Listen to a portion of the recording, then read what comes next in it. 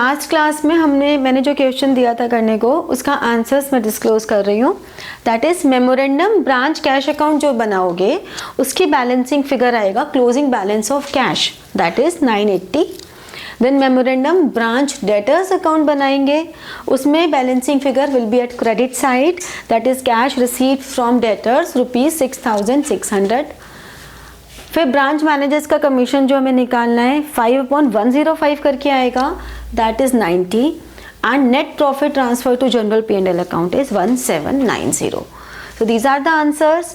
अगर answers tally हो गए हैं then very good, right in the comment box yes got it. अगर आंसर्स टैली नहीं हुए हैं तो भी आप कमेंट बॉक्स में डालिए कि नॉट गेटिंग इट। अपना स्क्रीनशॉट जो भी आपने सॉल्यूशन किया है वो आप कमेंट में भी डाल सकते हैं, otherwise this is male ID जहां आप भेज सकते हैं।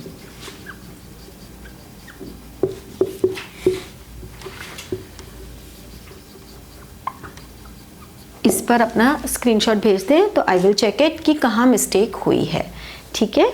सो now move on to next topic, that is the final accounts method.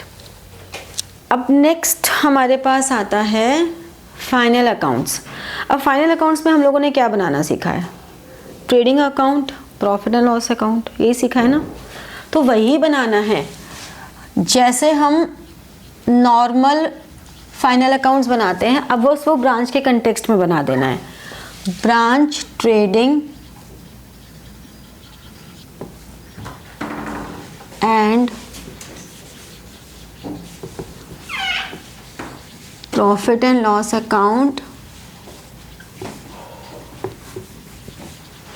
For the year ending. तो ट्रेडिंग अकाउंट में हम सबसे पहले क्या लिखते थे? ध्यान है, ट्रेडिंग अकाउंट का फॉर्मेट क्या रहता था? Opening stock, purchases, direct expense, और इस साइड में क्लोजिंग स्टॉक और सेल्स। वही करना है बस। टू ओपनिंग स्टॉक, लेकिन ये बनेगा एट कॉस्ट। एट कॉस्ट मतलब हेड ऑफिस के पॉइंट से बात कर रहे हैं हम, क्योंकि अभी तक हेड ऑफिस की बुक्स बना रहे हैं, ठीक है। फिर इनके लिए परचेजेस क्या होंगी? गुड्स सेंड टू ब्रांच और less returns to head office.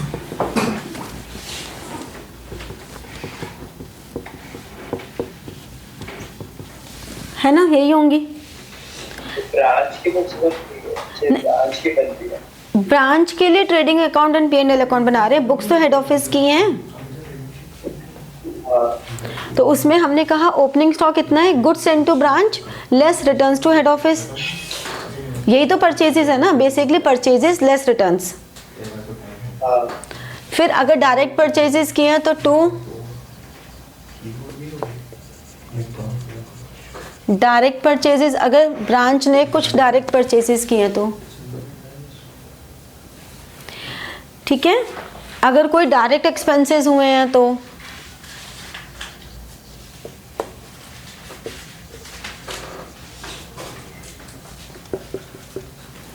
वैसे ही ट्रेडिंग अकाउंट बन गया। सेल्स,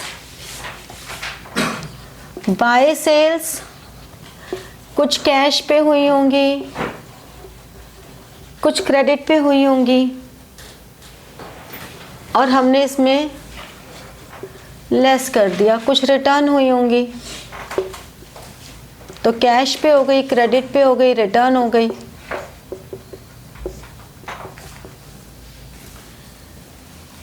कुछ एबनॉर्मल लॉस अगर हुआ, वो हम दोनों तरह से कर सकते हैं। एबनॉर्मल लॉस या तो यहाँ क्रेडिट में शो कर दें, या परचेजेस में से यहाँ पे लेस भी कर सकते हैं। फिर हमारा क्लोजिंग स्टॉक,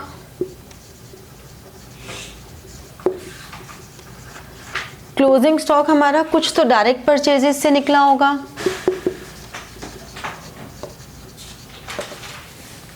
है ना।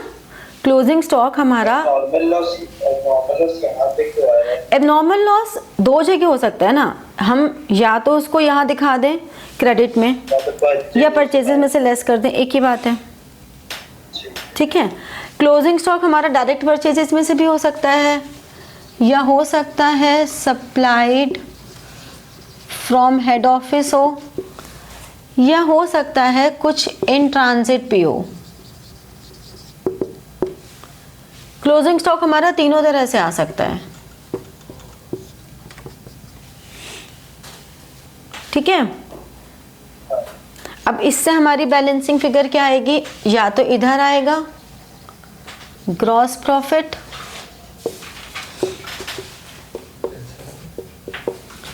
या इधर आ गया तो लॉस।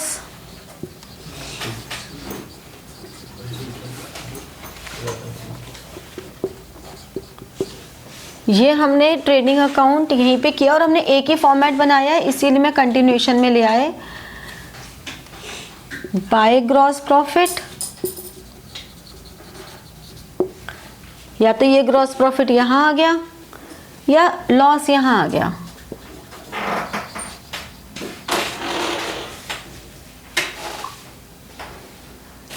ठीक है, अब जो भी ब्रांच के एक्सपेंसेस हैं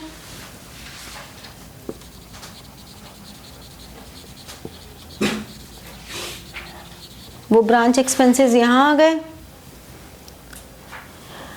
एबनॉर्मल लॉस में जितना क्लेम नहीं मिला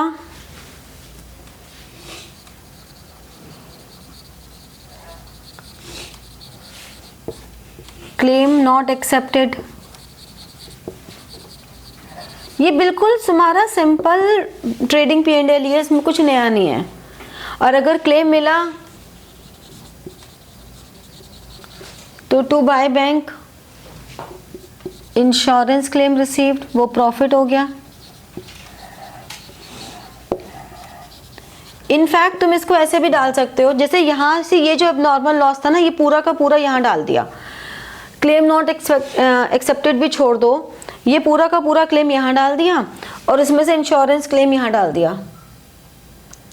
हम इसको दूसरे तरह से भी कर सकते थे। हम जितना, भाई आप नॉर्मल एंट्री क्या होती है, loss by fire to purchases, है ना, loss by fire to purchases, जितना क्लेम मिल गया बैंक, जितना नहीं मिला P&L और लॉस बाय फायर। तो अब यहाँ पे P&L में सिर्फ उतना आएगा जितना क्लेम नहीं मिला। दूसरा हम ये भी कर सकते थे इसकी एंट्री की जगह कि जितना लॉस बाय फायर था P&L to loss by fire. ठीक है ना, तो ये हमने पूरा का पूरा लॉस P&L में ट्रांसफर कर दिया। अब जितना हमें मिल रहा है बैंक टू P&L, जितना क्लेम मिल गया वो यहाँ दिखा दिया। परचेजेस से तो माइनस हो ही गया ना, पहली एंट्री ये हो गई। अब या तो दूसरी एंट्री ये कर दो, अगर ये नहीं कर रहे तो ये कर दो। फर्क क्या पड़ेगा? कोई फर्क नहीं पड़ा, वही तो मैं कह रही हूँ कि तुमको ये क्लियर होना चाहिए कि दोनों में कोई फर्क नहीं पड़ा और दोनों सही हैं। बट एक में हम क्लेम रिसीव तो दोनों में क्रेडिट साइड डाल रहे हैं। हाँ, नहीं डाल रहे ना, पहले वाले में नहीं डाल रहे। अगर हम पहले वाली एंट्री कर रहे हैं तो उसमें मुझे डाल ही नहीं P&L। क्यों, बैंक डेबिट जितना क्लेम मिला, P&L डेबिट जितना क्लेम नहीं मिला, और टू लॉस बाय फायर। हम लॉस बाय फायर को क्लोज कर रहे हैं ना ऐसे करके। अच्छा, हाँ। तो हम इस वाली ट्रीटमेंट में P&L की दोनों तरफ डाल रहे हैं। हाँ। अब होता क्या है, जनरली जब हम किसी भी सोल प्रोप्राइटरशिप का या पार्टनरशिप का बनाते थे तो we always prefer this treatment, bank account debit P&L debit to loss by fire. But जब हम ब्रांच का करते हैं तो we always prefer this treatment. उसका रीजन ये है कि उस पर्टिकुलर ब्रांच का सारा डिस्क्लोजर एक ही जगह हो गया। यहाँ पे तो मिक्सिंग होने की चांसेस है ना। यहाँ पे उसी ब्रांच का लॉस था, वो हमें पता लग गया कि इतना क्लेम मिला है, तो एक ही ब्रांच में एक ही अकाउंट में उसका रिलेटेड सारी ट्रांजेक्शन्स आ गई, तो वी ऑलवेज प्रेफर। बट अगर कभी ऐसा होता है, ये जनरली क्या होता है, जब हम कितनी भी प्रैक्टिस कर लें, हम प्रैक्टिस करते हैं लेकिन क्योंकि हम लोग ट्रेडिंग P&L बहुत टाइम से बनाते आ रहे हैं तो कई बार हमें दिमाग में ये वाली एंट्री रह जाती है और हम कर देते हैं। तो कटिंग्स अवॉइड करो, अगर हो गई तो कुछ गलत नहीं हो गया, ये प्रेफरेंस की बात है। बहुत सारे ब्रांच अकाउंट्स है जहाँ पे ये पहले वाला सिस्टम भी फॉलो हो रहा है, क्योंकि कंप्यूटराइज्ड अकाउंटिंग है, सारे फिल्टर्स लग के बहुत ईजी हो जाता है कॉलम्स बनाना। पहले मैनुअल होता था तो मैनुअल में थोड़ा मुश्किल होती थी चीज़ें, इसलिए हर चीज़ के लिए बड़े पर्टिकुलर रहे करते थे। अब क्या है, सब कुछ हमारा सॉफ्टवेयर्स एक्सेल के थ्रू हो रहा है।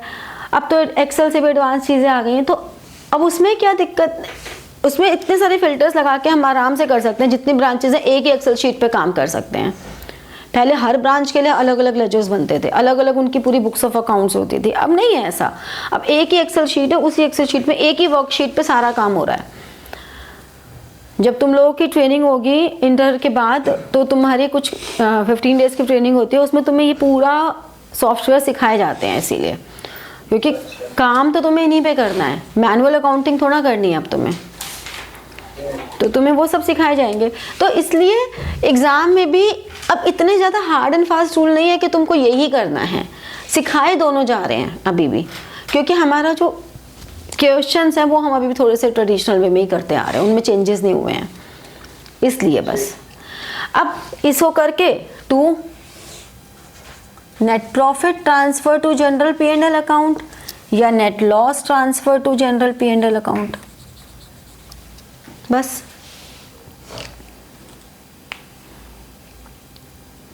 ठीक है ना, तो ये हमारा हो जाता है। ये नोट हो गया। एक क्वेश्चन है, मैं करके ही दिखा दूं। देख क्वेश्चन क्या कह रहा है, messrs bright and company with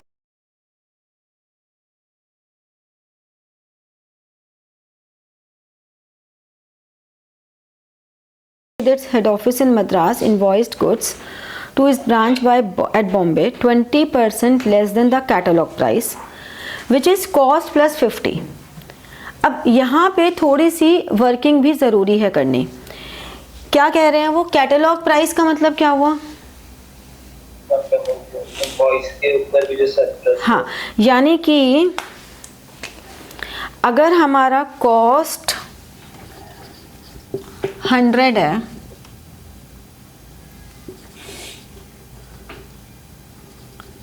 तो लोडिंग 50 है, 150 हो गया। ये हमारा कैटलॉग प्राइस हो गया।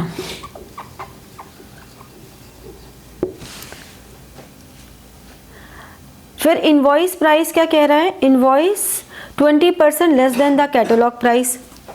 तो इनवॉइस प्राइस कितना हो गया, 20% लेस देन, तो 20। हाँ, इसका 20% 30, 120 इनवॉइस हो गया।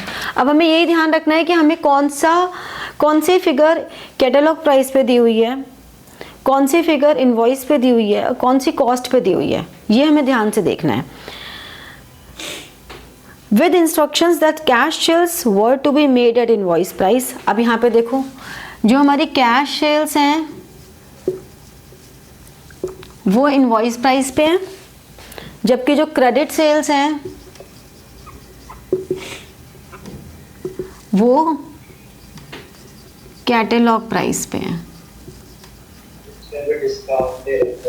हाँ, discount on credit sales at 15% on prompt payment. Prompt payment पे अगर कुछ करोगे तो तुम्हारा 15% इस पे डिस्काउंट भी होगा, इस पर। ये प्रॉम्प्ट पेमेंट का डिस्काउंट हो गया। From the following particulars available from branch, prepare branch trading and P&L account। अब देखो, ओपनिंग स्टॉक इनवॉइस पे दिया हुआ है, goods receive from head office invoice पे, opening debtors, sales, credit sales, cash sales realized from debtors, discount allowed, expenses, remittances to head office, closing debtors, closing cash in hand and closing stock at invoice price. ये सब हमें दिया हुआ है, ठीक है। इसके बाद है, it was reported that a part of stock at the branch was lost by fire during the year whose value is to be ascertained, and a provision should be made for discount to be allowed on debtors as at 31st March on the basis of year's trend of prompt payment. ठीक है, ये अब हमारे लिए prompt payment कितने debtors stock होता है उसको कॉस्ट पे दिखाते हैं या फिर किस पे दिखाते हैं? हम तो यहाँ पे तो कॉस्ट पे ही दिखाएंगे। अच्छा, अब हमें अपने काम की फिगर्स निकालनी है। क्या फिगर्स निकालनी है? एक तो हमें एबनॉर्मल लॉस की वैल्यू नहीं पता, दूसरा हमें प्रोविजन फॉर डिस्काउंट कैलकुलेट करना है जिसके लिए हमें फिगर्स करनी है। दो चीज़ें हमारे लिए इम्पॉर्टेंट हैं। तो पहले हम ब्रांच स्टॉक अकाउंट बना लेते हैं।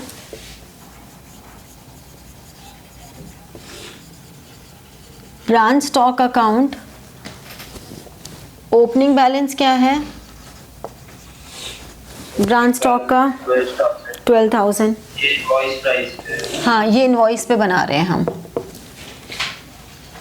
ठीक है, फिर गुड्स सेंड टू ब्रांच कितनी है? 132। फिर बाय ब्रांच कैश, जो हमारा कैश सेल्स है, बाय ब्रांच डेटर्स, जो हमारा क्रेडिट सेल्स है।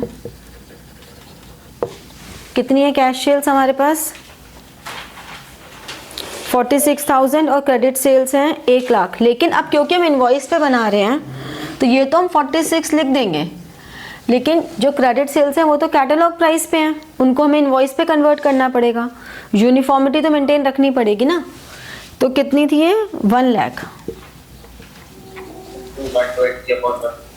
इंटू 120 अपॉन 150,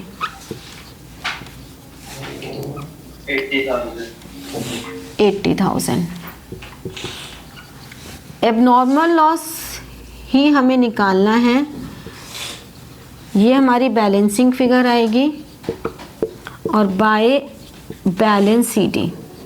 क्लोजिंग स्टॉक की वैल्यू हमारे पास है, क्लोजिंग स्टॉक कहाँ गया?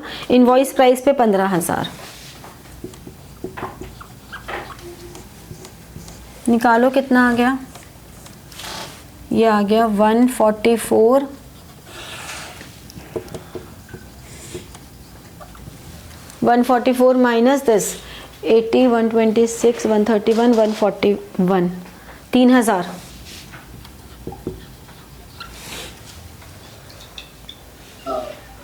ठीक है, तो एक तो हमारी फिगर आउट हो गया कि एबनॉर्मल लॉस इज 3,000। एक चीज़ फिगर आउट हो गई। सेकंड हमें फिगर आउट करना है प्रोविज़न। सेकंड चीज़ आती है कि हमने कहा जो डिस्काउंट हम अलाउ कर रहे हैं वो प्रॉम्प्ट पेमेंट वालों को कर रहे हैं। प्रॉम्प्ट पेमेंट का मतलब हो गया डिस्काउंट अलाउड टू डेटर्स था 13,365। Discount allowed for prompt payment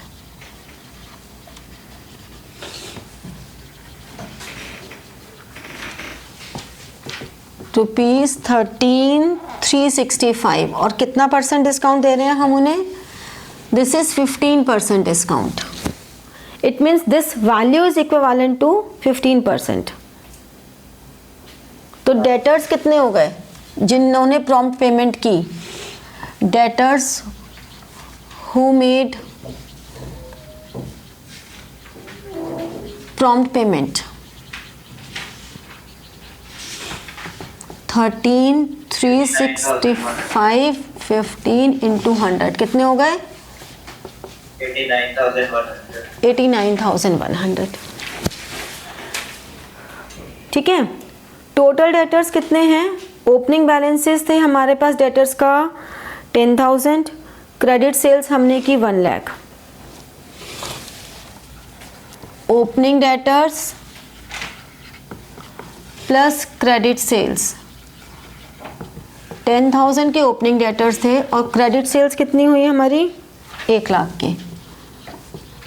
यानी कि टोटल 1,10,000 के तो हमारे डेटर्स थे, जिनमें से 89,100 ऐसे हैं जिन्होंने प्रॉम्प्ट पेमेंट की। तो कितने परसेंट ऐसे हैं जिन्होंने प्रॉम्प्ट पेमेंट की? परसेंटेज, प्रोपोर्शन, प्रोपोर्शन लिखो या परसेंटेज लिखो। Of debtors for prompt payment, ये है 89,100. This is how much percentage of 1,10,000? 81%. ठीक है, अब हमें प्रोविजन बनाना है. इसका मतलब क्लोजिंग डेटर्स की वैल्यू कितनी है? क्लोजिंग डेटर्स हमें दिए हुए हैं कैश रियलाइज 11,000. तो हम इसका मतलब ये मान के चल रहे हैं कि सेम पैटर्न पे है. तो closing debtors who may made prompt payment, ऐसे क्लोजिंग डेटर्स 11,000 इंटू 81%, कितना हो गया?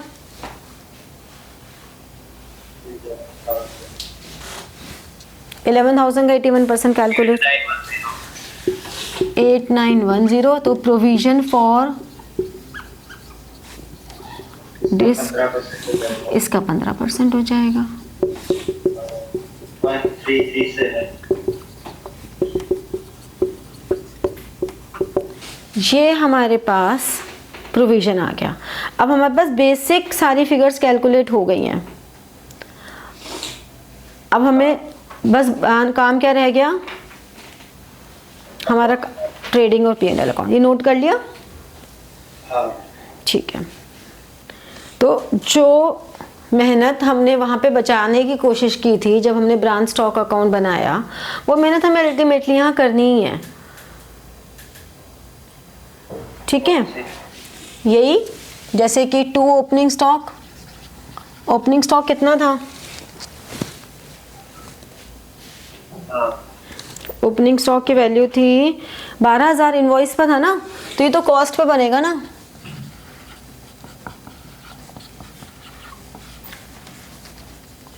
To goods send to branch कितनी थी? 132.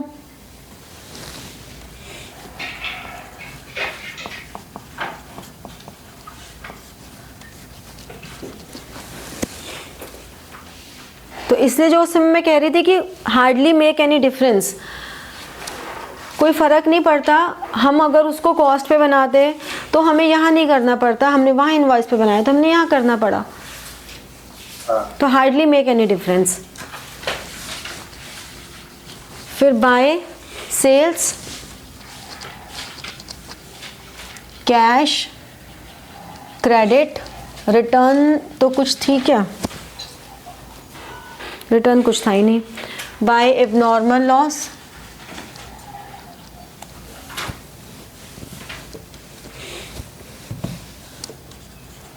कितना आया था? 3,000.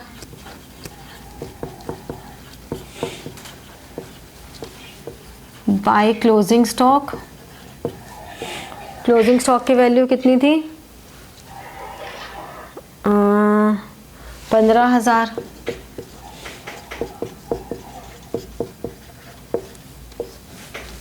इससे हमारा ग्रॉस प्रॉफिट कितनी आ रही है? वैल्यूज बताओ सारी.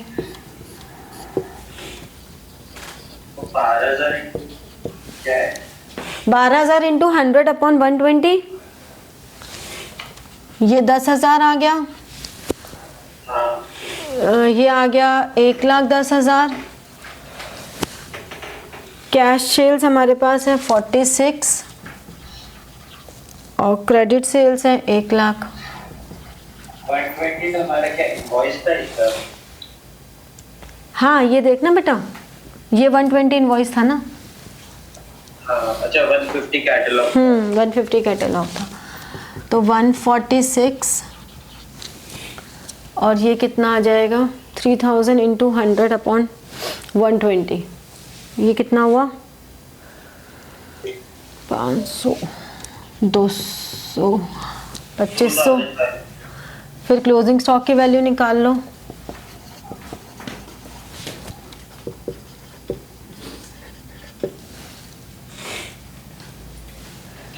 12,500.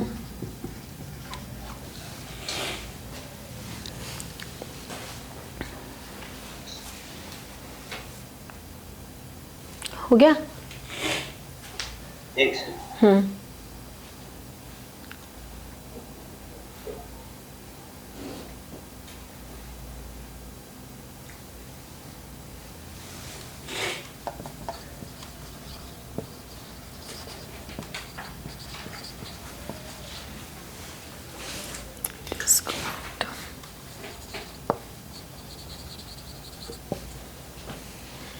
और प्रोविजन।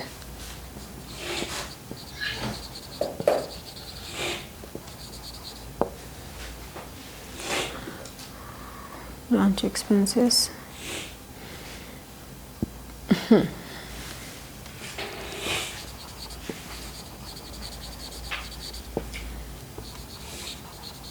तो इसमें बेसिकली सेल्स को छोड़िए सारे फिगर ही एट कॉस्ट। बिल्कुल बिल्कुल। कितने आ रहे हैं ग्रॉस प्रॉफिट?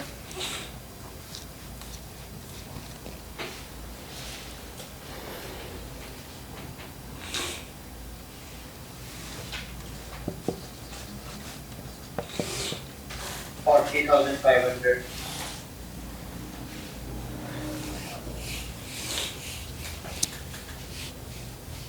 $500 नहीं आ सकता। आ रहे ना वो 2,500 एक है। और ये 12,500 है। जी 12,500 तो 40,000 हो जाएगा। 500 और कम नहीं, 500 बढ़ जाएगा। हाँ 41 हो जाएगा।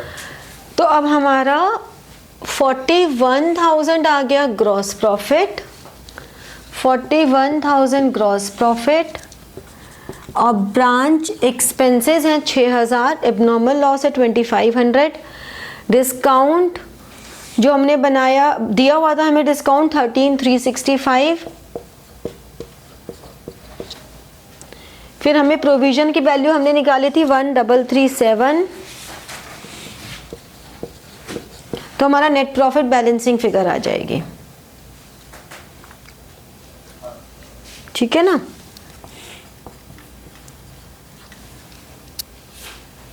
क्लेम का तो कुछ दिया ही। क्लेम का कुछ नहीं दिया तो हम क्लेम कुछ नहीं करेंगे।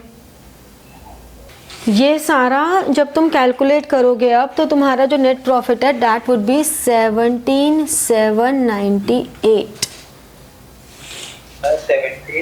17798 ये प्रॉफिट आएगा। तुम्हारे पास 4 आइटम्स हैं, branch expenses 6,000, abnormal loss 2,500, discount 1,3365। अच्छा 2,500 को मैंने 2,000। हाँ, प्रोविजन फॉर डिस्काउंट 1,337 और ये आ जाएगा नेट प्रॉफिट 1,7798। अब ये हो गया। अब कोशिश करना क्वेश्चंस करने की, तो एक क्वेश्चन भेज ही रही हो फिलहाल तो वो करना, फिर कल हम होलसेल ब्रांच करके डिपेंडेंट ब्रांच खत्म कर देंगे। तो क्या कहते हैं उसे? Subscribe, share, like with your friends, share with your friends, subscribe and press the bell button to get notifications. Good luck.